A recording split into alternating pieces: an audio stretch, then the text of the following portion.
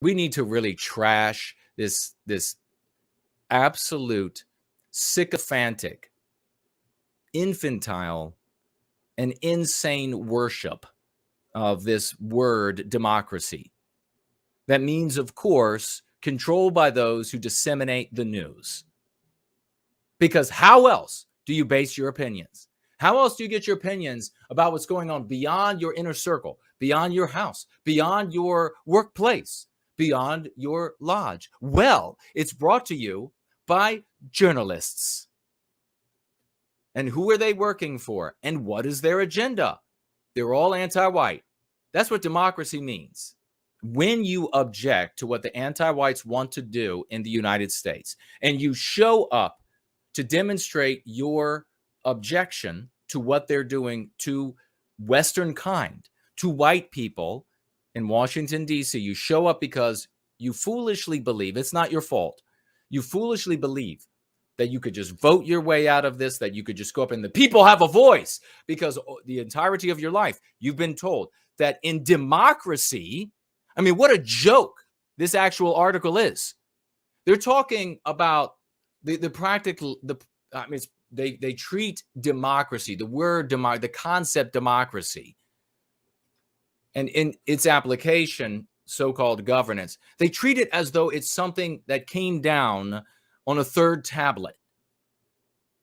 And then everybody goes to jail who objects to what they want to do in a tyrannical fashion. The people object. Oh, well, then we're just going to send them all to jail. That's what we'll do here in America, where democracy reigns. Send them to jail. The biggest prosecution in the Department of Justice history. You can go and people have put up these memes, and they're so true.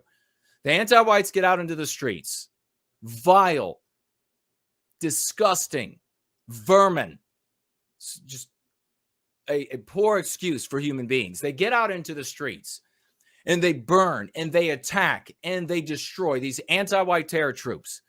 Law enforcement shows up, and even though they're being murdered by these people, run over with vehicles, we've all seen these videos. I mean, I guess the anti-whites could still on YouTube say it's a conspiracy theory, but go back and look for yourself. I mean, even CNN showed it, but go back and check for yourself. Cops being murdered, run over with vehicles, shot, everything else. And the police down on one knee in front of these anti-white terror troops. Normal, working, tax-paying, law-abiding, military-serving Americans show up at this house of horrors, and the police come out and throw fist punches on them. No kneeling. Oh, no. Oh, no. Fist fighting. Fist fighting these normal red-blooded Americans on Patriots' Day, the day the Patriot lost his innocence. And then everyone on that day that they could hog tie, they're tossed in with the rest at the gallows. Biggest prosecution in nation's history, because we've got to have democracy. The voice of the people matters. What a fucking joke. I'll call you anti-white assholes to hell.